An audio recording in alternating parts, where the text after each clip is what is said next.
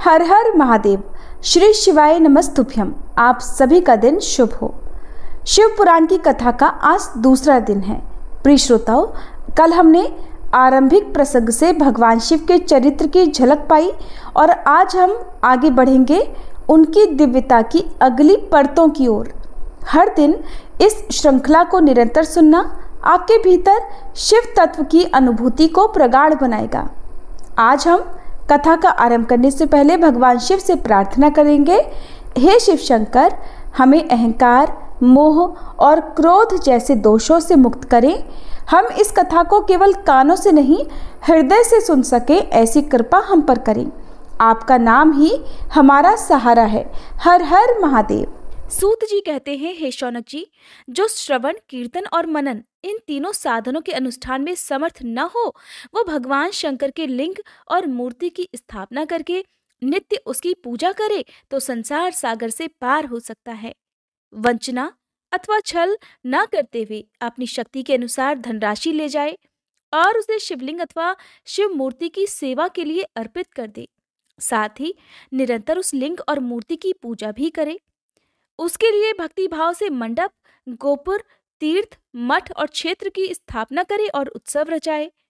वस्त्र, गंध, पुष्प, धूप, दीप, पूवे और शाक आदि व्यंजनों से युक्त भांति भांति के भक्ष्य भोजन अन्न नैवेद्य के रूप में समर्पित करे।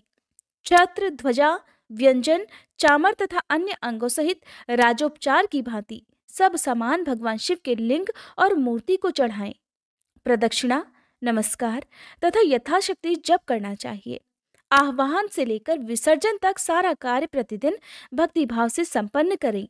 इस प्रकार शिवलिंग अथवा शिव मूर्ति में भगवान शंकर की पूजा करने वाला पुरुष श्रवण आदि साधनों का अनुष्ठान न करे तो भी भगवान शिव की प्रसन्नता से सिद्धि प्राप्त कर लेता है। पहले के बहुत से महात्मा पुरुष लिंग और शिव मूर्ति की पूजा करने मात्र से ही भव बंधन से मुक्त हो चुके हैं। तब ऋषियों ने पूछा, मूर्ति में ही सर्वत्र देवताओं की पूजा होती है, लिंग में नहीं, परंतु भगवान शिव की पूजा सब जगह मूर्ति में और लिंग में भी क्यों की जाती है? शौनक जी के इस प्रश्न को सुनकर सूत जी ने कहा, हे मुनीश्वरों, तुम्हारा ये प्रश्न तो बड़ा ही पवित्र और अत्यंत अद्भुत है। इस विषय में महादेव जी ही वक्ता हो सकते हैं। दूसरा कोई पुरुष कभी और कहीं भी इसका प्रतिपादन नहीं कर सकता। इस प्रश्न के समाधान के लिए भगवान शिव ने जो कुछ कहा है और उसे मैंने अपने गुरु जी के मुख से जिस प्रकार सुना है उसी तरह क्रमशः वर्णन करूंगा। एकमात्र भगवान शिव ही ब्रह्म रूप होने के कारण निष्कल अर्थात निराकार कहे गए हैं। रूपवान होने के कारण उन्हें सकल भी कहा गया है, इसलिए वे सकल और निष्कल दोनों ही हैं। शिव के निष्कल निराकार होने के कारण ही उनकी पूजा का आधारभूत लिंग भी निराकार ही प्राप्त हुआ है, अर्थात शिवलिंग शिव के निराकार स्वरूप का प्रतीक है। इसी तरह शिव के सकल या साकार होने के कारण उनकी पूजा का आधारभूत विग्रह साकार प्राप्त होता है, अर्थात शिव का साकार विग्रह उनके साकार स्वरूप का प्रतीक होता है। सकल और अकल अर्थात समस्त अंग आकार सहित साकार और अंग आकार से सर्वथा रहित निराकार रूप होने से ही वे ब्रह्म शब्द से कहे जाने वाले परमात्मा हैं। और यही कारण है कि सब लोग लिंग जो कि निराकार माना जाता है और मूर्ति जिसे साकार कहते हैं, दोनों में ही सदा भगवान शिव की पूजा करते हैं। शिव से भिन्न जो दूसरे दूसरे देवतागण हैं, वे साक्षात ब्रह्म नहीं हैं, इसीलिए कहीं भी उनके लिए निराकार लिंग नहीं उपलब्ध होता। पूर्व काल में बुद्धिमान ब्रह्मपुत्र सनत कुमार मुनि ने मंदराचल पर नंदिकेश्वर से इसी प्रकार का प्रश्न किया था। सनत कुमार जी ने कहा था, हे भगवान, शिव से भिन्न जो देवता हैं उन सब की पूजा के लिए चारों ओर प्रायः वेर अर्थात मूर्ति मात्र ही अधिक संख्या में देखा और सुना जाता है। केवल भगवान शिव की ही पूजा में लिंग और वेर दोनों का ही उपयोग देखने में आता है। अतः कल्याणमय नंदिकेश्वर, इस विषय में जो कुछ भी तत्व की बात हो उसे मुझे इस प्रकार बताइए जिससे मुझे अच्छी तरह से समझ में आ जाए। तब नंदिकेश्वर ने सनत कुमार को समझाते हुए कहा कि हे निष्पाप ब्रह्म कुमार, आपके इस प्रश्न का हम जैसे लोगों के द्वारा कोई उत्तर नहीं दिया जा सकता, क्योंकि ये गोपनीय विषय है और लिंग साक्षात ब्रह्म का प्रतीक है। तथापि आप शिव भक्त हैं, इसीलिए इस विषय में भगवान शिव ने जो कुछ भी बताया है उसे ही आपके समक्ष कहता हूँ। भगवान शिव ब्रह्म स्वरूप और निष्कल अर्थात निराकार हैं। इसलिए उन्हीं की पूजा में निष्कल लिंग का उपयोग होता है। संपूर्ण वेदों का भी यही मत है।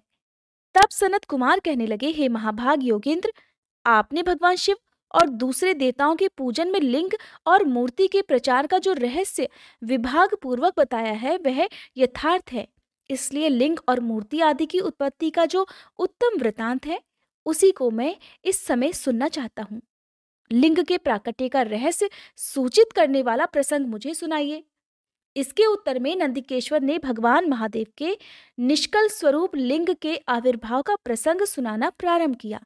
उन्होंने ब्रह्मा तथा विष्णु के विवाद, देवताओं की व्याकुलता और चिंता, देवताओं का दिव्य कैलाश शिखर पर गमन, उनके द्वारा चंद्रशेखर महादेव का स्तवन, देवताओं से प्रेरित हुए महादेव जी का ब्रह्मा और विष्णु के विवाद स्थल में आगमन और दोनों के बीच में निष्कल आदि अंत रहित भीषण अग्निस्तंभ के रूप में उनका आविर्भाव आदि प्रसंगों की कथा कही। इसके पश्चात श्री ब्रह्मा और विष्णु दोनों के द्वारा उस ज्योतिर्मय स्तंभ की ऊंचाई और गहराई का थाह लेने का प्रयास और केतकी पुष्प के शाप वरदान आदि के प्रसंग भी सुनाए। नंदिकेश्वर कहने लगे, तदंतर वे दोनों ब्रह्मा और विष्णु भगवान शंकर को प्रणाम करके दोनों हाथ जोड़कर उनके दाएं बाएं भाग में चुपचाप खड़े हो गए। फिर उन्होंने वहां साक्षात प्रकट पूजनीय महादेव जी को श्रेष्ठ आसन पर स्थापित करके पवित्र पुरुष वस्तुओं द्वारा उनका पूजन किया। दीर्घ काल तक अविकृत भाव से सुस्थिर रहने वाली वस्तुओं को पुरुष वस्तु कहते हैं और अल्प काल तक ही टिकने वाली क्षणभंगुर वस्तुएं प्राकृत वस्तुएं कहलाती हैं। इस तरह वस्तु के ये दो भेद जानने चाहिए, अर्थात किन किन पुरुष वस्तुओं से उन्होंने भगवान शिव का पूजन किया ये बताया जाता है। हार, नुपुर, केयूर, किरीट, मणिमय कुंडल, यज्ञोपवीत, उत्तरी वस्त्र, पुष्पमाला, रेशमी वस्त्र, हार, मुद्रिका, पुष्प, तांबूल, कपूर, चंदन और अगरू का अनुलेप, धूप, दीप, श्वेत छत्र, व्यंजन, ध्वजा, चंवर तथा अन्यान्य दिव्य उपहारों द्वारा जिनका वैभव वाणी और मन की पहुंच से परे था, जो केवल पशुपति अर्थात परमात्मा के ही योग्य थे और जिन्हें पशु कदापि नहीं पा सकते थे, उन दोनों ने अपने स्वामी महेश्वर का पूजन किया। सबसे पहले वहां ब्रह्मा जी और विष्णु जी ने भगवान शंकर की पूजा की। इससे प्रसन्न होकर भक्ति पूर्वक भगवान शिव ने वहां नम्र भाव से खड़े हुए उन दोनों देवताओं से मुस्कुराकर कहा। महेश्वर कहने लगे, हे पुत्रों, आज का दिन एक महान दिन है। इसमें तुम्हारे द्वारा जो आज मेरी पूजा हुई है, इससे मैं तुम लोगों पर बहुत प्रसन्न हूँ। इस कारण ये दिन परम पवित्र और महान से महान होगा। आज की यह तिथि शिवरात्रि के नाम से विख्यात होकर मेरे लिए परम प्रिय होगी। इस समय में जो मेरे लिंग अर्थात निष्कल अंग आकृति से रहित निराकार स्वरूप के प्रतीक वेर अर्थात सकल साकार रूप के प्रतीक विग्रह अर्थात मूर्ति की पूजा करेगा, वह पुरुष जगत की सृष्टि और पालन आदि कार्य भी कर सकता है। जो शिवरात्रि को दिन रात निराहार और जितेंद्रिय रहकर अपनी शक्ति के अनुसार निश्चल भाव से मेरी यथोचित पूजा करेगा, उसको मिलने वाले फल का वर्णन भी सुनो। 1 वर्ष तक निरंतर मेरी पूजा करने पर जो फल मिलता है, वह सारा फल केवल शिवरात्रि को ही मेरा पूजन करने से मनुष्य तत्काल प्राप्त कर लेता है। जैसे पूर्ण चंद्रमा का उदय समुद्र की वृद्धि का अवसर है, ठीक उसी प्रकार ये शिवरात्रि तिथि मेरे धर्म की वृद्धि का समय है। इस स्थिति में मेरी स्थापना आदि का मंगलमय उत्सव होना चाहिए। पहले जब मैं ज्योतिर्मय स्तंभ रूप से प्रकट हुआ था, वह समय मार्गशीर्ष मास में आद्रा नक्षत्र से युक्त पूर्णमासी या प्रतिपदा है। जो पुरुष मार्गशीर्ष मास में आद्रा नक्षत्र होने पर पार्वती सहित मेरा दर्शन करता है अथवा मेरी मूर्ति या लिंग की ही झांकी करता है, वह मेरे लिए कार्तिकेय से भी अधिक प्रिय है। उस शुभ दिन को मेरे दर्शन मात्र से पूरा फल प्राप्त होता है। यदि दर्शन के साथ साथ मेरा पूजन भी किया जाए तो इतना अधिक फल प्राप्त होता है कि उसका वर्णन वाणी के द्वारा नहीं किया जा सकता। वहां पर मैं लिंग रूप से प्रकट होकर बहुत बड़ा हो गया था, अतः उस लिंग के कारण यह भूतल लिंग स्थान के नाम से प्रसिद्ध हुआ। संसार के लोग इसका दर्शन और पूजन कर सकें, इसके लिए ये अनादि और अनंत ज्योति स्तंभ अथवा ज्योतिर्मय लिंग अत्यंत छोटा हो जाएगा। ये लिंग सभी प्रकार के भोग सुलभ कराने वाला और भोग और मोक्ष का एकमात्र साधन है। इसका दर्शन, स्पर्श और ध्यान यदि किया जाए तो ये प्राणियों को जन्म और मृत्यु के कष्ट से मुक्ति दिलाने वाला है। अग्नि के पहाड़ जैसा जो ये शिवलिंग यहाँ प्रकट हुआ है, इसके कारण ये स्थान अरुणाचल नाम से प्रसिद्ध होगा। यहाँ अनेक प्रकार के बड़े बड़े तीर्थ प्रकट होंगे। इस स्थान में निवास करने या मरने से जीवों को मोक्ष मिल जाएगा। मेरे दो रूप हैं, सकल और निष्कल। दूसरे किसी के ऐसे रूप नहीं हैं। पहले मैं स्तंभ रूप से प्रकट हुआ था, फिर अपने साक्षात रूप से। ब्रह्म भाव मेरा निष्कल रूप है और महेश्वर भाव सकल रूप। ये दोनों मेरे ही सिद्ध रूप हैं। मैं ही परब्रह्म परमात्मा हूँ। कलायुक्त और अकल मेरे ही स्वरूप हैं। ब्रह्म रूप होने के कारण मैं ईश्वर भी हूँ। जीवों पर अनुग्रह करना आदि मेरे कार्य हैं। हे ब्रह्मा और केशव, मैं सबसे वृहत और जगत की वृद्धि करने वाला होने के कारण ब्रह्म कहलाता हूँ। सर्वत्र समरूप से स्थित और व्यापक होने से मैं ही सबका आत्मा हूँ। सर्ग से लेकर अनुग्रह तक अर्थात आत्मा या ईश्वर से भिन्न जो जगत संबंधी 5 कर्म हैं, वे सदा मेरे ही हैं। मेरे अतिरिक्त दूसरे किसी के नहीं हैं, क्योंकि मैं ही सबका ईश्वर हूँ। पहले मेरी ब्रह्म रूपता का बोध कराने के लिए निष्कल लिंग प्रकट हुआ था। फिर अज्ञात ईश्वरत्व का साक्षात्कार कराने के निमित्त मैं साक्षात जगदीश्वर ही सकल रूप में तत्काल प्रकट हो गया। अतः मुझ में जो ईशत्व है उसे ही मेरा सकल रूप जानना चाहिए, और जो ये मेरा निष्कल स्तंभ है वह मेरे ब्रह्म स्वरूप का बोध कराने वाला है। ये मेरा ही लिंग है। तुम दोनों प्रतिदिन यहाँ आकर इसका पूजन करो। ये मेरा ही स्वरूप है और मेरे सामीप्य की प्राप्ति कराने वाला है। लिंग और लिंगी में नित्य अभेद होने के कारण मेरे इस लिंग का महान पुरुषों को भी पूजन करना चाहिए। मेरे एक लिंग की स्थापना करने का ये फल बतलाया गया है कि उपासक को मेरी समानता की प्राप्ति हो जाती है। यदि एक के बाद दूसरे शिवलिंग की भी स्थापना कर दी गई, तब तो उपासक को फलस्वरूप मेरे साथ एकत्व अर्थात सायुज्य मोक्ष रूप फल प्राप्त हो जाता है। प्रधानतया शिवलिंग की ही स्थापना करनी चाहिए। मूर्ति की स्थापना उसकी अपेक्षा गौण कर्म है। शिवलिंग के अभाव में सब ओर से मूर्ति युक्त होने पर भी वह स्थान क्षेत्र नहीं कहलाता। ऋषियों ने श्री सूत जी महाराज से कहा, हे सूत जी, अब आप हमें शीघ्र ही वह सदाचार सुनाइए जिससे विद्वान पुरुष पुण्य लोकों पर विजय प्राप्त करता है। स्वर्ग प्रदान करने वाले धर्ममय आचार तथा नरक का कष्ट देने वाले अधर्ममय आचारों का भी वर्णन कीजिए। तब श्री सूत जी महाराज इस प्रकार कहने लगे कि सदाचार का पालन करने वाला विद्वान ब्राह्मण ही वास्तव में ब्राह्मण नाम धारण करने का अधिकारी होता है। जो केवल वेदोक्त आचार का पालन करने वाला और वेद का अभ्यासी है, उस ब्राह्मण की विप्र संज्ञा होती है, अर्थात उसे विप्र कहा जाता है। सदाचार, वेदाचार तथा विद्या, इनमें से एक एक गुण से ही युक्त होने पर उसे द्विज कहते हैं। ये सभी ब्राह्मणों के बारे में वर्णन किया गया है, जिसमें स्वल्प मात्रा में ही आचार का पालन देखा जाता है, जिसने वेदाध्ययन भी बहुत कम किया है, और जो राजा का सेवक यानी कि पुरोहित या मंत्री आदि है, उसे क्षत्रिय ब्राह्मण कहते हैं। जो ब्राह्मण कृषि तथा वाणिज्य कर्म करने वाला है और कुछ कुछ ब्राह्मणोचित आचार का भी पालन करता है, वह वैश्य ब्राह्मण है। और जो खुद ही खेत जोतता है, उसे शूद्र ब्राह्मण कहा गया है। जो दूसरों के दोष देखने वाला और परद्रोही है, उसे चांडाल द्विज कहते हैं। इसी तरह क्षत्रियों में भी जो पृथ्वी का पालन करता है, वह राजा है। दूसरे लोग राजत्व विहीन क्षत्रिय माने गए हैं। वैश्यों में भी जो धान्य आदि वस्तुओं का क्रय विक्रय करता है, वह वैश्य कहलाता है। दूसरों को वणिक कहते हैं। जो ब्राह्मणों, क्षत्रियों और वैश्यों की सेवा में लगा रहता है, वही वास्तव में शूद्र कहलाता है। जो शूद्र हल जोतने का काम करता है, उसे वृषल समझना चाहिए। सेवा, शिल्प और कर्षण से भिन्न वृत्ति का आश्रय लेने वाले शूद्र दस्यु कहलाते हैं। इन सभी वर्णों के मनुष्यों को चाहिए कि वे ब्रह्म मुहूर्त में उठकर पूर्वाभिमुख होकर सबसे पहले देवताओं का, फिर धर्म का, अर्थ का, उसकी प्राप्ति के लिए उठाए जाने वाले क्लेशों का तथा आय और विक्रय का भी चिंतन करें। रात के पिछले पहर को उषा काल जानना चाहिए। उस अंतिम पहर का जो आधा या मध्य भाग है, उसे संधि कहा जाता है। उस संधि काल में उठकर द्विज को मलमूत्र आदि का त्याग करना चाहिए। घर से दूर जाकर बाहर से अपने शरीर को ढके रखकर दिन में उत्तराभिमुख बैठकर मलमूत्र का त्याग करें।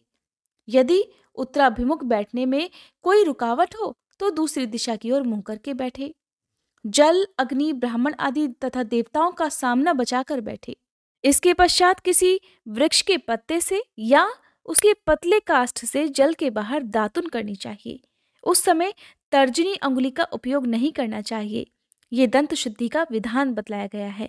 इसके बाद जल संबंधी देवताओं को नमस्कार करके मंत्र पाठ करते हुए जलाशय में स्नान करें। यदि गले तक या कमर तक पानी में खड़े होने की शक्ति ना हो तो घुटने तक भी जल में खड़ा होकर अपने ऊपर जल छिड़का जा सकता है और मंत्रोच्चार पूर्वक स्नान कार्य संपन्न किया जा सकता है। विद्वान पुरुष को चाहिए कि वहां तीर्थ जल से देवता आदि का स्नानांग तर्पण भी करे। इसके बाद धौत वस्त्र अर्थात धोती लेकर 5 कच्छ करके उसे धारण करे। साथ ही कोई उत्तरी भी धारण कर ले, क्योंकि संध्या वंदन आदि सभी कर्मों में उसकी आवश्यकता होती है। नदी आदि तीर्थों में स्नान करने पर स्नान संबंधी उतारे हुए वस्त्रों को वहां पर कभी न धोए।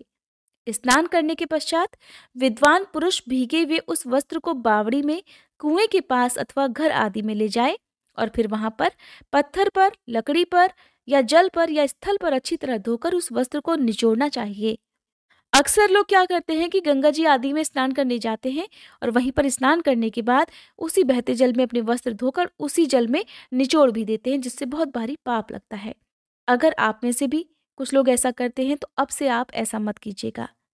हे द्विजो, वस्त्र को निचोड़ने से जो जल गिरता है वह एक श्रेणी के पितरों की तृप्ति के लिए होता है। इसके पश्चात जाबली उपनिषद में बताए गए अग्निरति मंत्र से भस्म लेकर उसके द्वारा त्रिपुंड्र लगाए।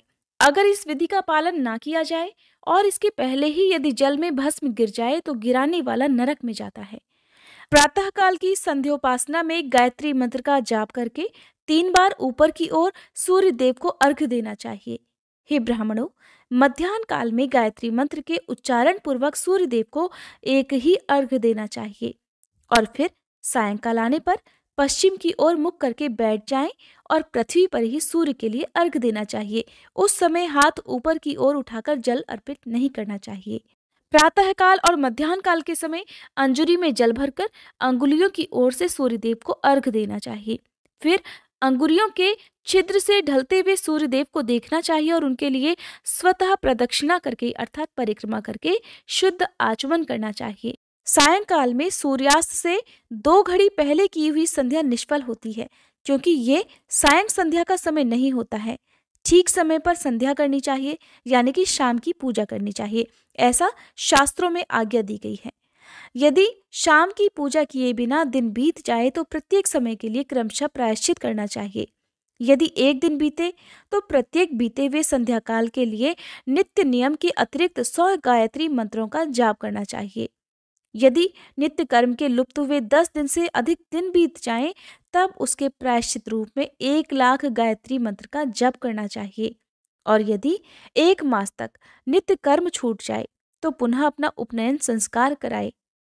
अर्थ सिद्धि के लिए ईश, गौरी, कार्तिकेय, विष्णु जी, ब्रह्मा जी, चंद्रमा और यम का तथा ऐसे ही अन्य देवताओं का भी शुद्ध जल से तर्पण करें। फिर तर्पण कर्म को ब्रह्मार्पण करके शुद्ध आचमन करें।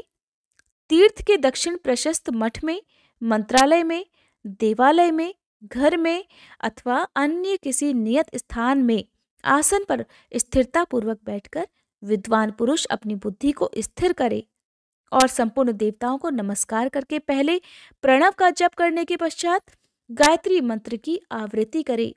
प्रणव के अ और म इन तीनों अक्षरों से जीव ब्रह्म की एकता का प्रतिपादन होता है। इस बात को जानकर कि प्रणव अर्थात ओम का जप करना चाहिए। जप करते समय ये भावना करनी चाहिए कि हम तीनों लोकों की सृष्टि करने वाले ब्रह्मा, पालन करने वाले विष्णु और संहार करने वाले रुद्र की, जो कि स्वयं प्रकाश चिन्मय है, उपासना करते हैं। ये ब्रह्म स्वरूप ओंकार हमारी कर्मेंद्रियों और ज्ञानेंद्रियों की वृत्तियों को, मन की वृत्तियों को और बुद्धि वृत्तियों को सदा भोग और मोक्ष प्रदान करने वाले धर्म और ज्ञान की ओर प्रेरित करे। प्रणव के इस अर्थ का बुद्धि के द्वारा चिंतन करता हुआ जो इसका जप करता है वह निश्चय ही ब्रह्म को प्राप्त कर लेता है। या अर्थानुसंधान के बिना भी प्रणव का नित्य जप करना चाहिए। इससे ब्राह्मणत्व की पूर्ति होती है। ब्राह्मणत्व की पूर्ति के लिए श्रेष्ठ ब्राह्मण को प्रतिदिन प्रातःकाल 1 सहस्त्र गायत्री मंत्र का जप करना चाहिए। मध्याह्न काल में 100 बार, सायंकाल में 28 बार जप करने की विधि है। अन्य वर्णों के लोगों को अर्थात क्षत्रिय और वैश्य को तीनों संध्याओं के समय यथासाध्य गायत्री जप करना चाहिए। शरीर के भीतर मूलाधार, स्वादिष्ठान, मणिपुर, अनाहत, आज्ञा और सहस्त्रार ये 6 चक्र होते हैं। इनमें मूलाधार से लेकर सहस्त्रार तक 6 स्थानों में क्रमशः विद्वेश्वर, ब्रह्मा, विष्णु, ईश, जीवात्मा और परमेश्वर स्थित होते हैं। इन सब में ब्रह्म बुद्धि करके इनकी एकता का निश्चय करे और वह ब्रह्म मैं ही हूं ऐसी भावना पूर्वक प्रत्येक सांस के साथ 100 अहम का जप करे। उन्हीं विद्वेश्वर आदि की ब्रह्मारंध्र आदि में तथा इस शरीर से बाहर भी भावना करनी चाहिए। प्रकृति के विकारभूत महतत्व से लेकर पंचभूत पर्यंत तत्वों से बना हुआ जो शरीर है, ऐसे सहस्त्रों शरीरों का एक एक अजपा गायत्री के जप से एक एक के क्रम से अतिक्रमण करके जीव को धीरे धीरे परमात्मा से संयुक्त करे। ये जप का तत्व बताया गया है। 100 या फिर 28 मंत्रों के जप से उतने ही शरीरों का अतिक्रमण होता है। इस प्रकार जो मंत्रों का जप है, इसी को आदिक्रम से वास्तविक जप जानना चाहिए। सहस्त्र बार किया हुआ जप ब्रह्मलोक प्रदान करने वाला होता है, ऐसा जान लेना चाहिए। 100 बार किया हुआ जप इंद्रपद की प्राप्ति कराने वाला माना गया है। ब्राह्मणेतर पुरुष आत्मरक्षा के लिए जो स्वल्प मात्रा में जप करता है, वह ब्राह्मणों के कुल में जन्म लेता है। प्रतिदिन सूर्योपस्थान करके उपर्युक्त रूप से जप का अनुष्ठान करना चाहिए। 12 लाख गायत्री मंत्र का जप करने वाला पुरुष पूर्ण रूप से ब्राह्मण कहा गया है। और जिस ब्राह्मण ने 1 लाख गायत्री मंत्र का भी जप ना किया हो, उसे वैदिक कार्यों में कभी ना लगाए। 70 वर्ष की अवस्था तक नियम पूर्वक पालन करे। इसके बाद ग्रह त्याग कर संन्यास ले। परिव्राजक या फिर सन्यासी पुरुष नित्य प्रातःकाल 12,000 प्रणव का जप करे। यदि एक दिन इस नियम का उल्लंघन हो जाए तो दूसरे दिन उसके बदले में उतने मंत्र और अधिक जपने चाहिए और सदा इस प्रकार जप को चलाने का प्रयत्न करना चाहिए। मनुष्य धर्म से धन पाता है, तपस्या से उसे दिव्य रूप की प्राप्ति होती है। कामनाओं का त्याग करने वाले पुरुष के अंतःकरण की शुद्धि होती है और उस शुद्धि से ज्ञान का उदय होता है, इसमें कोई संशय नहीं। सतयुग आदि में तप को ही प्रशस्त कहा गया है, किंतु कलयुग में द्रव्य साध्य धर्म अर्थात दान आदि को सबसे उत्तम माना गया है। इसीलिए कहते हैं कोई भी व्रत हो तो अपनी सामर्थ्य के अनुसार कुछ न कुछ दान जरूर करना चाहिए। सतयुग में ध्यान से, त्रेता में तपस्या से और द्वापर में यज्ञ करने से ज्ञान की सिद्धि होती है, लेकिन कलयुग में प्रतिमा यानी कि भगवत विग्रह की पूजा करने से ज्ञान का लाभ होता है, अर्थात मूर्ति पूजा से ज्ञान का लाभ होता है। अधर्म हिंसा दुख का कारण होता है और धर्म सुख रूप है। अधर्म से मनुष्य दुख पाता है और धर्म से वह सुख और अभ्युदय का भागीदार बन जाता है। दुराचार करेगा तो दुख प्राप्त होगा, यदि सदाचार करेगा तो उसे सुख मिलेगा। इसलिए भोग और मोक्ष की सिद्धि के लिए धर्म का उपार्जन करना चाहिए। जिसके घर में कम से कम 4 मनुष्य हैं, ऐसे कुटुंबी ब्राह्मण को जो 100 वर्ष के लिए जीविका देता है, उसके लिए वह दान ब्रह्मलोक की प्राप्ति कराने वाला होता है।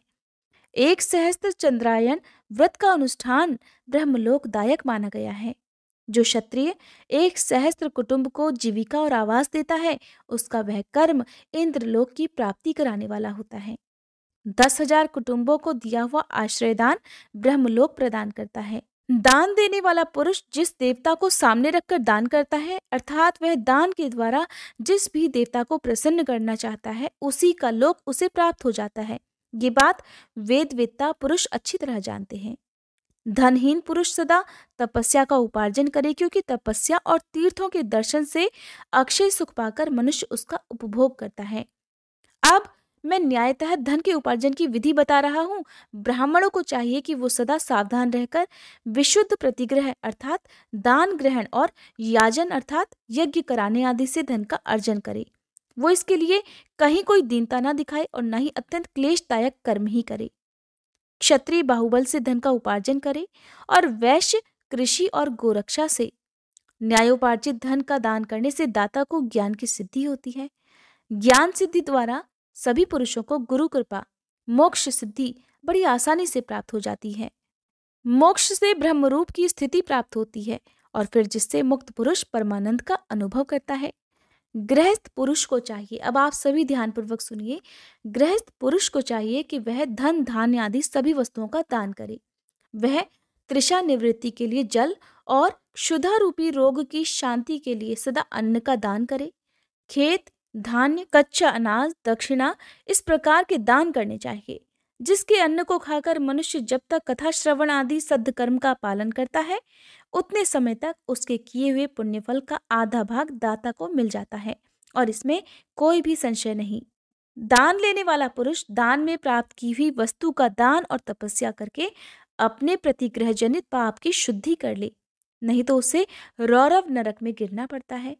अपने धन के 3 भाग करे, 1 भाग धर्म के लिए, दूसरा भाग वृद्धि के लिए और तीसरा भाग अपने उपभोग के लिए रखना चाहिए। नित्य, नैमित्तिक और काम्य ये तीनों प्रकार के कर्म धर्मार्थ रखे हुए धन से करे। साधक को चाहिए कि वह वृद्धि के लिए रखे हुए धन से ऐसा व्यापार करे जिससे फिर उसके धन की वृद्धि हो और उपभोग के लिए रक्षित धन से हितकारक, परिमित और पवित्र भोग भोगे। खेती से पैदा किए हुए धन का 10वां अंश उसे दान कर देना चाहिए, इससे पाप की शुद्धि हो जाती है। शेष धन से धर्म, वृद्धि और उपभोग करे, नहीं तो वो रौरव नरक में जा पड़ता है या फिर उसकी बुद्धि पापपूर्ण हो जाती है या उसकी खेती ही चौपट हो जाती है। वृद्धि के लिए किए गए व्यापार में प्राप्त हुए धन का 6वां भाग दान कर देने योग्य होता है। बुद्धिमान पुरुष अवश्य उसका दान कर दे। विद्वान को चाहिए कि वो दूसरों के दोषों का बखान कभी ना करे। हे ब्राह्मणों, दोषवश दूसरों के सुने हुए या देखे हुए छिद्र को भी कभी प्रकट ना करे। विद्वान पुरुष ऐसी बात न कहे जो समस्त प्राणियों के हृदय में रोष पैदा करने वाली हो, उन्हें कष्ट देने वाली हो। ऐश्वर्य की सिद्धि के लिए दोनों संध्याओं के समय अग्निहोत्र कर्म अवश्य करे और जो दोनों समय अग्निहोत्र करने में असमर्थ हो वो एक ही समय सूर्य और अग्नि को विधि पूर्वक दी हुई आहुति से संतुष्ट करे। चावल, धान्य, घी, फल, कंद तथा हविष्य इनके द्वारा विधि पूर्वक स्थाली पाक बनाए और यथोचित रीति से सूर्य देव और अग्निदेव को अर्पित करे। यदि हविष्य का अभाव हो तो प्रधान होम मात्र करे। सदा सुरक्षित रहने वाली अग्नि को विद्वान पुरुष अजस्त्र की संज्ञा देते हैं या फिर संध्या काल में जप मात्र या सूर्य की वंदना मात्र कर ले। आत्मज्ञान की इच्छा रखने वाले और धनार्थी पुरुषों को भी इस प्रकार विधिवत उपासना करनी चाहिए, जो सदा ब्रह्म यज्ञ में तत्पर होते हैं, देवताओं की पूजा में लगे रहते हैं, नित्य अग्नि पूजा और गुरु पूजा में अनुरक्त होते हैं और ब्राह्मणों को तृप्त किया करते हैं। वे सब लोग स्वर्ग लोक के भागीदार हो जाते हैं। श्री सूत जी महाराज कहते हैं, हे महाप्राज्ञ, हे महामते, शिवरूप शौनक जी, अब मैं संक्षेप से रुद्राक्ष का महात्म्य बता रहा हूँ, ध्यान पूर्वक सुनिए। रुद्राक्ष शिव को बहुत ही प्रिय है, इसे परम पावन समझना चाहिए। रुद्राक्ष के दर्शन से, स्पर्श से तथा उस पर जप करने से वह समस्त पापों का अपहरण करने वाला माना गया है। हे मुने, पूर्व काल में परमात्मा शिव ने समस्त लोगों का उपकार करने के लिए देवी पार्वती के सामने रुद्राक्ष की महिमा का वर्णन किया था। भगवान शिव ने कहा था कि हे महेश्वरी, हे शिवे, मैं तुम्हारे प्रेमवश भक्तों के हित की कामना से रुद्राक्ष की महिमा का वर्णन करता हूँ, ध्यानपूर्वक सुनो। तब भगवान शिव ने देवी पार्वती को रुद्राक्ष की महिमा बताते हुए कहा कि हे महेशानी, पूर्व काल की बात है, मैं मन को संयम में रखकर हजारों दिव्य वर्षों तक घोर तपस्या में लगा रहा। एक दिन सहसा मेरा मन शुद्ध हो उठा। परमेश्वरी, मैं संपूर्ण लोकों का उपकार करने वाला स्वतंत्र परमेश्वर हूँ, अतः उस समय मैंने लीलावशी अपने दोनों नेत्र खोले। खोलते ही मेरे मनोहर नेत्रपुटों से कुछ जल की बूंदें गिरी। आंसू की उन बूंदों से वहां रुद्राक्ष नामक वृक्ष पैदा हो गया। भक्तों पर अनुग्रह करने के लिए वे अश्रु बिंदु स्थावर भाव को प्राप्त हो गए थे। वे रुद्राक्ष मैंने विष्णु भक्त को तथा चारों वर्णों के लोगों में बांट दिए। भूतल पर अपने प्रिय रुद्राक्षों को मैंने गौड़ देश में उत्पन्न किया। मथुरा, अयोध्या, लंका, मलयाचल, सहगिरी, काशी और अन्य देशों में भी उनके अंकुर उगाए। वे उत्तम रुद्राक्ष असह्य पाप समूहों का भेदन करने वाले तथा श्रुतियों के भी प्रेरक हैं। मेरी आज्ञा से वे ब्राह्मण, क्षत्रिय, वैश्य और शूद्र जाति के भेद से इस भूतल पर प्रकट हुए। रुद्राक्षों की ही जाति के शुभाक्ष भी हैं। उन ब्राह्मण आदि जाति वाले रुद्राक्षों के वर्ण श्वेत, रक्त, पीत तथा कृष्ण जानने चाहिए। मनुष्यों को चाहिए कि वे क्रमशः वर्ण के अनुसार अपनी जाति का ही रुद्राक्ष धारण करें। भोग और मोक्ष की इच्छा रखने वाले चारों वर्णों के लोगों और विशेषतः शिव भक्तों को शिव पार्वती की प्रसन्नता के लिए रुद्राक्ष के फलों को अवश्य धारण करना चाहिए। आंवले के फल के बराबर जो रुद्राक्ष हो वह श्रेष्ठ बताया गया है। जो बेर के फल के बराबर हो उसे मध्यम श्रेणी का कहा गया है, और जो चने के बराबर हो उसकी गणना निम्न कोटि में की गई है। अब इसकी उत्तमता को परखने की ये दूसरी उत्तम प्रक्रिया बताई जाती है। इसे बताने का उद्देश्य है भक्तों की हित कामना। हे पार्वती, तुम भली भांति प्रेम पूर्वक इस विषय को भी सुनो। हे महेश्वरी, जो रुद्राक्ष बेर के फल के बराबर होता है वह उतना छोटा होने पर भी लोक में उत्तम फल देने वाला और सुख सौभाग्य की वृद्धि करने वाला होता है। जो रुद्राक्ष आंवले के फल के बराबर होता है वह समस्त अरिष्टों का नाश करने वाला होता है, और जो गुंजा फल के समान बहुत छोटा होता है वह संपूर्ण मनोरथों और फलों की सिद्धि करने वाला होता है। रुद्राक्ष जैसे जैसे छोटा होता है वैसे वैसे ही अधिक फल देने वाला होता है। एक एक बड़े रुद्राक्ष से एक एक छोटे रुद्राक्ष को विद्वानों ने 10 गुना अधिक फल देने वाला बताया है। पापों का नाश करने के लिए रुद्राक्ष धारण करना आवश्यक होता है। वह निश्चय ही संपूर्ण अभीष्ट मनोरथों का साधक है, इसलिए अवश्य ही उसे धारण करना चाहिए। हे परमेश्वरी, लोक में मंगलमय रुद्राक्ष जैसा फल देने वाला देखा जाता है वैसे ही फलदायिनी दूसरी कोई माला नहीं दिखाई देती। हे देवी, समान आकार प्रकार वाले चिकने, मजबूत, स्थूल, कंटक युक्त अर्थात उभरे हुए छोटे छोटे दाने वाले और सुंदर रुद्राक्ष अभिलाषित पदार्थों के दाता तथा सदैव भोक्ष और मोक्ष देने वाले हैं। जिसे कीड़ों ने दूषित कर दिया हो, जो टूटा फूटा हो, जिसमें उभरे हुए दाने ना हो, जो व्रण युक्त हो और जो पूरा पूरा गोल ना हो, इन 5 प्रकार के रुद्राक्ष को त्याग देना चाहिए। जिस रुद्राक्ष में अपने आप ही डोरा पिरोने के योग्य छिद्र हो गया हो वही यहाँ उत्तम माना गया है। जिसमें मनुष्य के प्रयत्न से छेद किया गया हो वह रुद्राक्ष मध्यम श्रेणी का होता है। रुद्राक्ष धारण बड़े बड़े पातकों का नाश करने वाला होता है। इस जगत में 1100 रुद्राक्ष धारण करके मनुष्य जिस फल को प्राप्त करता है उसका वर्णन सैकड़ों वर्षों में भी नहीं किया जा सकता। भक्तिमान पुरुष 550 रुद्राक्ष के दानों का सुंदर मुकुट बना ले और उसे सिर पर धारण करे। 360 दानों को लंबे सूत्र में पिरोकर एक हार बना ले। वैसे वैसे 3 हार बनाकर भक्ति परायण पुरुष उनका यज्ञोपवीत तैयार करे और उसे यथास्थान धारण किए रहे। इसके बाद किस अंग में कितने रुद्राक्ष धारण करने चाहिए ये बताकर श्री सूत जी महाराज आगे इस प्रकार कहने लगे। हे महर्षियों, सिर पर ईशान मंत्र से, कान में तत्पुरुष मंत्र से तथा गले और हृदय में अघोर मंत्र से रुद्राक्ष धारण करना चाहिए। विद्वान पुरुष दोनों हाथों में अघोर बीज मंत्र से रुद्राक्ष धारण करे।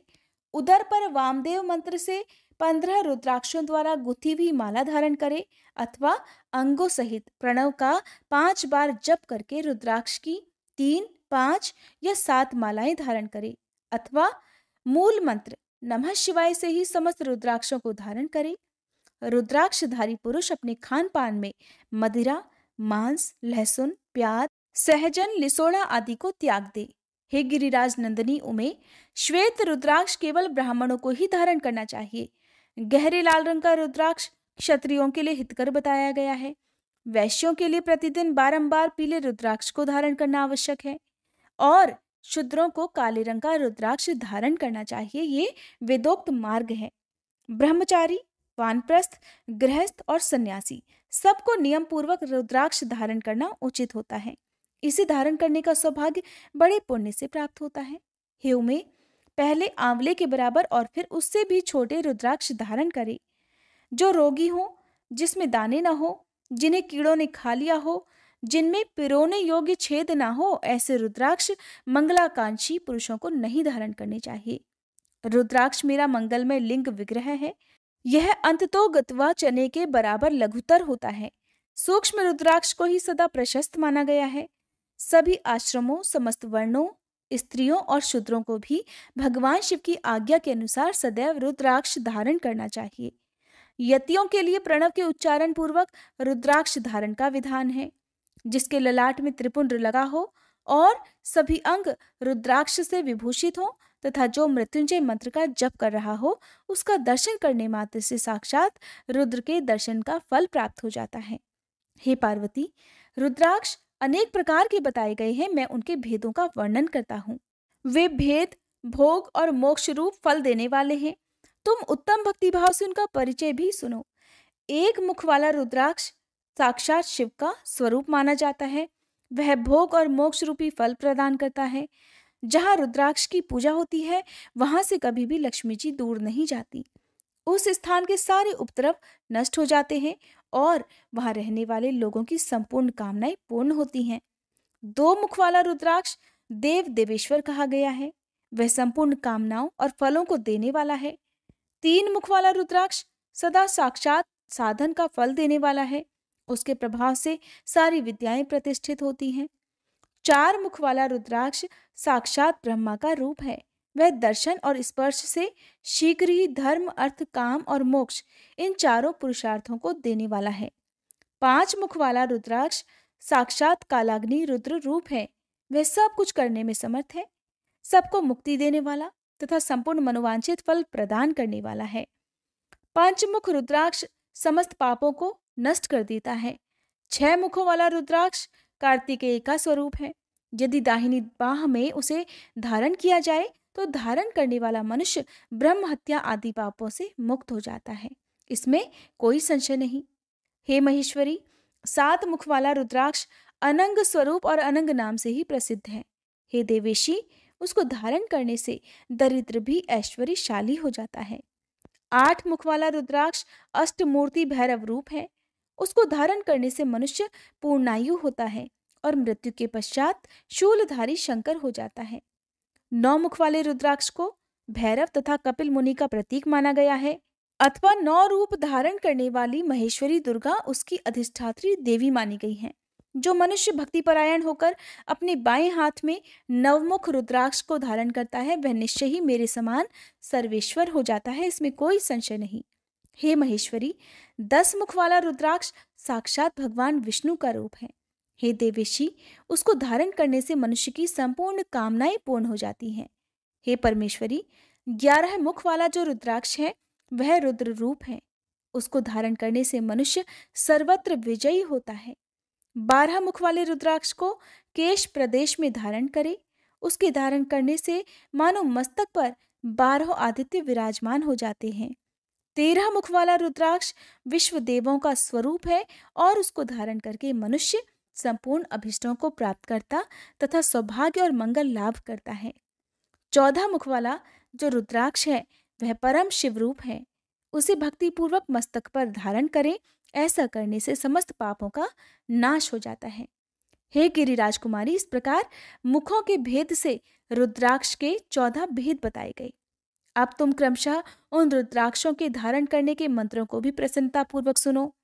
पहला ओम ह्रीं नमः, दूसरा ओम नमः, तीसरा ओम क्लीं नमः, चौथा ओम ह्रीं नमः, पांचवा ओम ह्रीं नमः, छठा ओम ह्रीं हुं नमः, सातवां ओम हुं नमः, आठवां ओम हुं नमः, नौवां ओम ह्रीं हुं नमः, 10वां ओम ह्रीं नमः, 11वां ओम ह्रीं हुं नमः, 12वां ओम क्रों शौं रौं नमः, 13वां ओम ह्रीं नमः और 14वां ओम नमः। इन 14 मंत्रों द्वारा क्रमशः 1 से लेकर 14 मुख वाले रुद्राक्ष को धारण करने का विधान है। साधक को चाहिए कि वह निद्रा और आलस्य का त्याग करके भक्ति और श्रद्धा भाव से संपन्न होकर संपूर्ण मनोरथों की सिद्धि के लिए उक्त मंत्रों द्वारा उन रुद्राक्षों को धारण करे। रुद्राक्ष की माला धारण करने वाले पुरुष को देखकर भूत, प्रेत, पिशाच, डाकिनी, शाकिनी तथा जो अन्य द्रोहकारी राक्षस आदि हैं, वे सब के सब दूर भाग जाते हैं। जो कृत्रिम अभिचार आदि प्रयुक्त होते हैं, वे सब रुद्राक्षधारी को देखकर सशंक होकर दूर खिसक जाते हैं। हे पार्वती, रुद्राक्ष मालाधारी पुरुष को देखकर मैं शिव, भगवान विष्णु, देवी दुर्गा, गणेश, सूर्य तथा अन्य देवता भी प्रसन्न हो जाते हैं। हे महेश्वरी, इस प्रकार रुद्राक्ष की महिमा को जानकर धर्म की वृद्धि के लिए भक्ति पूर्वक पूर्वोक्त मंत्रों द्वारा विधि पूर्वक उसे धारण करना चाहिए। हे मुनीश्वर, भगवान शिव ने देवी पार्वती के सामने जो कुछ भी कहा था, वो सब तुम्हारे प्रश्न के अनुसार मैंने कह सुनाया। हे मुनीश्वरों, मैंने तुम्हारे सामने इस विद्वेश्वर संहिता का वर्णन किया है। ये संहिता संपूर्ण सिद्धियों को देने वाली तथा भगवान शिव की आज्ञा से नित्य मोक्ष प्रदान करने वाली है। जय भोलेनाथ। आज के अध्याय में बस इतना ही। इसके आगे की कथा आप सभी कल के अध्याय में जरूर सुनिएगा।